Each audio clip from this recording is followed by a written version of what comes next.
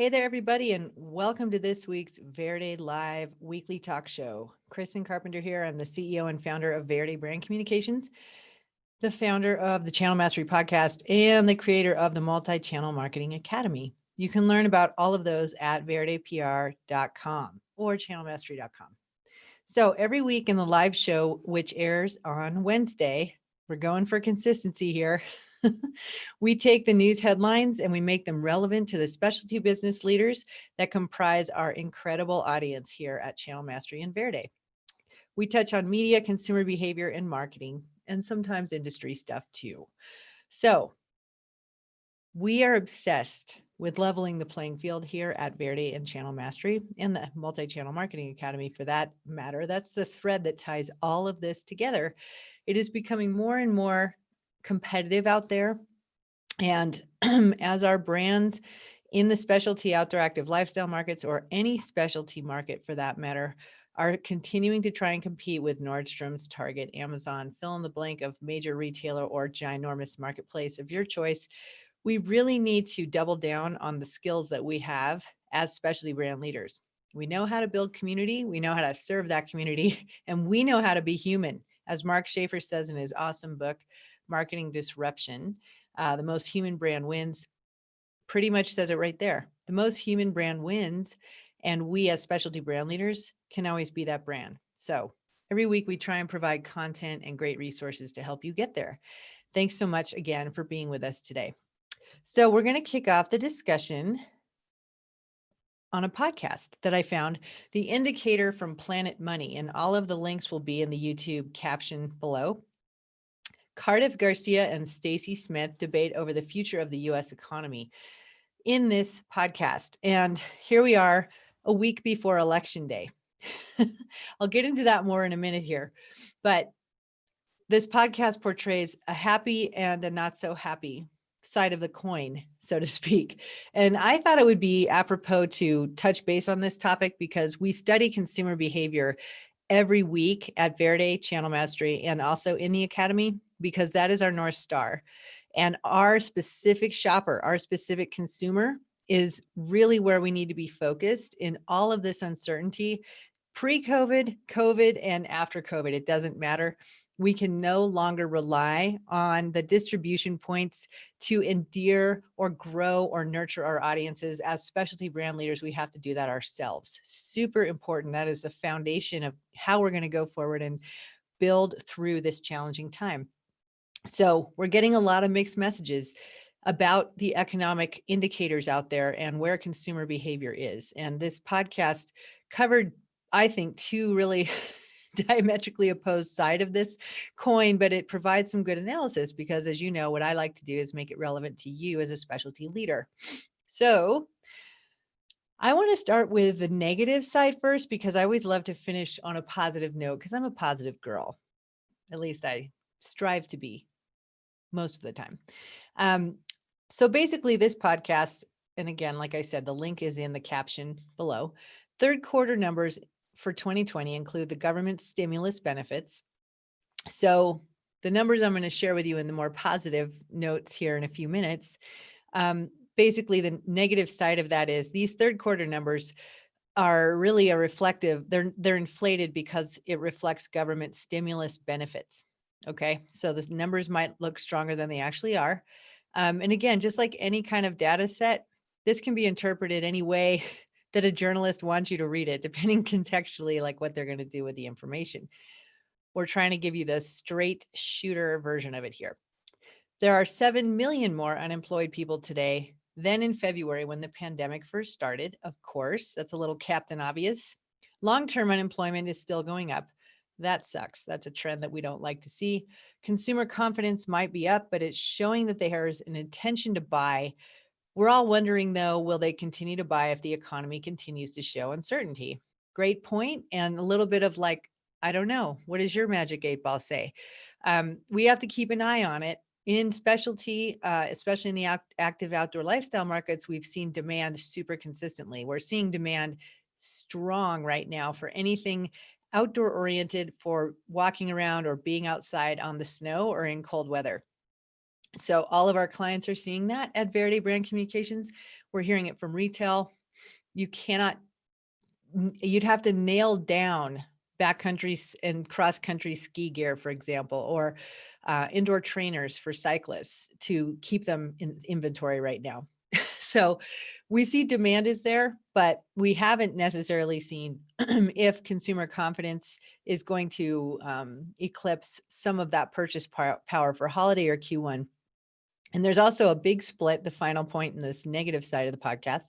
There's a split in what people are spending on. They're spending more on home goods. So that home-based economy definitely still going strong, even though we're not in lockdown, in quarantine anymore, but they are not spending on services like restaurants and travel. So restaurants make sense. Weather's getting colder. It's tougher to have people come to your restaurant. Travel, I think, is still very challenged, although I've heard a lot of firsthand information from colleagues recently who have flown. There is no social distancing happening on those planes. There is no middle seat open between two people. And literally the 2 or 3 people I've talked to just yesterday, I've talked to many more before that, doesn't constitute like a study, but within my network, people are definitely still noticing that they're getting those texts from the airlines saying, hey, if you want to sell your seat, this flight's oversold. I mean, I can't blame the airlines for doing that. And I know I'm going off on a tangent, but point being is people are traveling again. It doesn't mean that travel is up where it needs to be. And we don't really know if consumers are going to start investing in that or when they will. So, and in defense of the positive on the hopeful side, these are some really great numbers. The US economy rebounded strongly in Q3. The numbers are coming out this week, but it's possible the economy could be up almost as high as 8%. That's enormous. And also signals that demand that I just talked about. Unemployment rate has been falling since April, even though it's still driving up, from February, right? So it seems like it peaked, it's falling, but we're still seeing new people filing for unemployment. Consumer confidence shot up in September, the most it has in 17 years. If that's not an indicator of demand, I don't know what is. And while it's getting really, really close, and I suppose it's not too late for the government to announce another stimulus package before the November election, negotiations are still underway on that. So we may see that, we may not. If we do, it'll mean another big boost to our economy.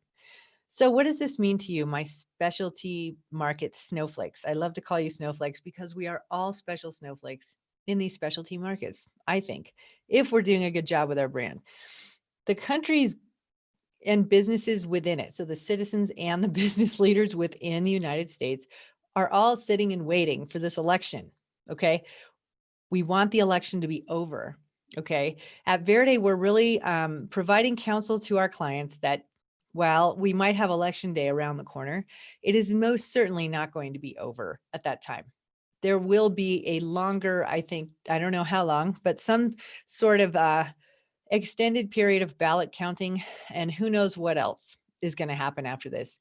We are counseling our clients to watch for congested airwaves, especially with broad market. On the flip side of that, we're seeing a lot of asks for editorial for holiday pretty late in the game, which shows that people are still working on things that are going to show up in November and December. So just know broad market definitely clogged, but we are still seeing, interest in editorial for anything other than election because we are specialty brands. People look to us. Our brand fans look to us to show up for them during times like this. I feel like what's going to happen with this election is akin to where we were when COVID first hit in those first 3 or 4 dark months after that pandemic was announced, March 17th, I believe, or 14th. People went into shutdown, but they kept coming online and trying to connect with their favorite specialty brands. We are the bright hope for their lives, often where how they spend their weekends and their evenings and all of their free time. We provide what they love to do in their lives, right? We give them vehicles for that. We have to show up for them during really difficult times. And I mean, through resource-based, entertaining, remarkable brand content for your brand community. Do that, do it well, try not to be transactional, try to serve first, and you will gain reciprocity the same way you did if you did this back in the months following March. So I still think demand is very, very, very high among consumers right now. So I also have a Deloitte and a McKinsey Company consumer sentiment survey to share. It seems like I have one of these every week. I kind of do. We're not on the dole from either one of these companies. We just like that they are reputable and they're providing great data that we are able to turn into something you can use as specialty brand leaders and retail leaders. So, consumer sentiment survey that reflects September. Although American optimism is recovering, consumers remain worried about spending and safety. Okay. Most consumers remain mindful of discretionary spending and plan to maintain or reduce spending during the upcoming holidays. So Deloitte is predicting a 7% drop in holiday spending this year. I think if we were to look back in March and try and look ahead to holiday, we might think that's not so terrible. Keep in mind also, the COVID has escalated everything, including people shopping online for holiday gifts. So holidays happening right now. This is the window. We are in late October as you're watching this.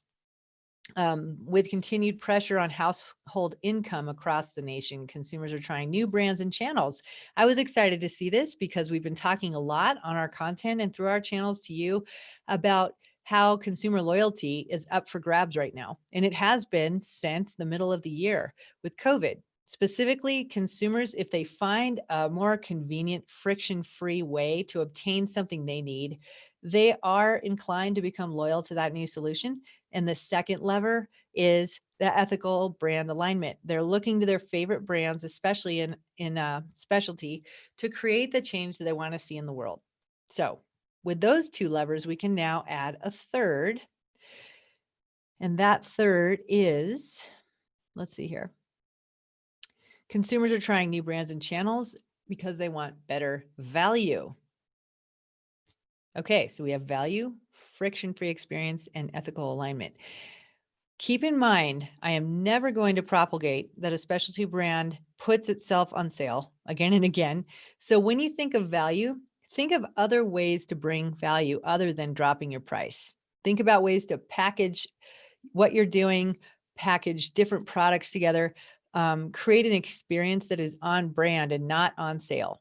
Okay, so really, really dig deep into what value means before you just race for the bottom, because you don't want to win that race. And then 80% of consumers are still reporting feeling somewhat unsafe, mostly due to the COVID spikes with colleges going back and the weather kind of getting chillier and lots going on in middle school, high school, etc. With COVID. But out-of-home activity is definitely picking up. 1/3 of consumers are resuming normal out-of-home activities. 1/3, that's pretty good. Okay. Nearly half Americans plan on spending more online than in stores for upcoming holiday season. Captain Obvious, just the messenger on this one. But this does make the case for an increased improvement in online presence this holiday season for your business, whether you're a brand or a retailer, and into 2021. If you're looking at capital investments, that's a really good place to look right now. So digital and contactless services have been seeing an increase in adoption since April. Again, Captain Obvious, but we are going to see that continue into 2021. Another Captain Obvious that's important for us to watch and build our own specialty experience around: curbside pickup. It is expected to more than double from last year, and last year it was up from the year before significantly. Also, new table stakes are added. Amazon kind of made it something we had to do, 2-day free shipping, right? That's a table stake. Now free return shipping is expected to be in high demand, 70% of consumers preferring a retailer or brand that offers this option. So as you roll back and think about that loyalty up for grabs and value, that could be a place you could look where you still are a premium product, but you have something in place that helps frictionless and really also checks that box on value. Okay. The third lever, remember, is ethical alignment. So you pull those three levers together, you are going to accrue a new set of customers into your brand. All right.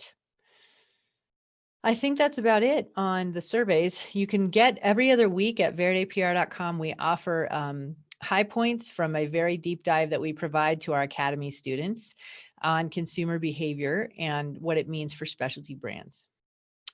Let's see.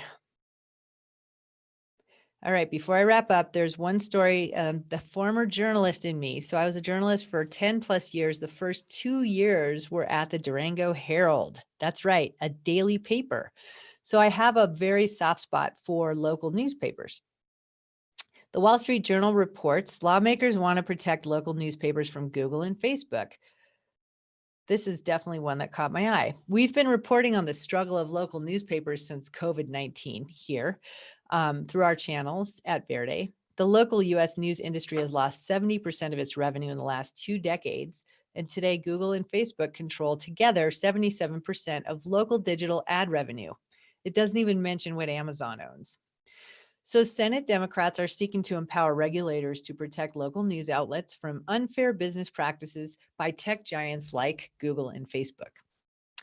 The report proposes a range of legislative fixes, including a law that would force tech platforms to negotiate with local news outlets to ensure those organizations are paid for their content.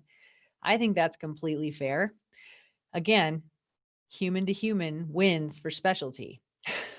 And ask to the Federal Trade Commission to police the giant tech platforms for their anti-competitive behavior is also included in this report. It's definitely worth a read. I know you need to have a subscription to the Wall Street Journal to read it online, which is kind of funny because we're talking about monetizing newspapers, but it's very worthwhile to read this. So we'll put the link in, but just know you're going to have a subscription to read the report. So my apologies on that. But the report hit just weeks after the Justice Department hit Google with an antitrust lawsuit, alleging the company uses anti-competitive tactics to preserve a monopoly for its flagship search engine and related advertising businesses. It challenges what the Justice Department sees as the company's dominance in the tech sector for more than 2 decades. So during an election year like this one, it's high time the government does step in and help to support local journalism. Through thick and thin, local papers have continued to be something communities have held in high regard, no matter what size the community is. Over the years, they've been one of the most trusted forms of journalism, especially when there are longtime community members as reporters on staff. Again, that human to human connection. We know the reporter, we trust them. We might dislike them, but we trust them because they've been there for, however many years, and they've been reporting the news to us through like the national filter into a community. Very important. So I think it's great that this is happening, even though it'll be really interesting to see what it does to the tech landscape in 2021. That's it for today. Thank you so much for joining me. All the articles and everything I referenced will be in the caption under this YouTube video. And I will see you next Wednesday for our next installment of the Verde Live Weekly Talk Show. Thank you so much.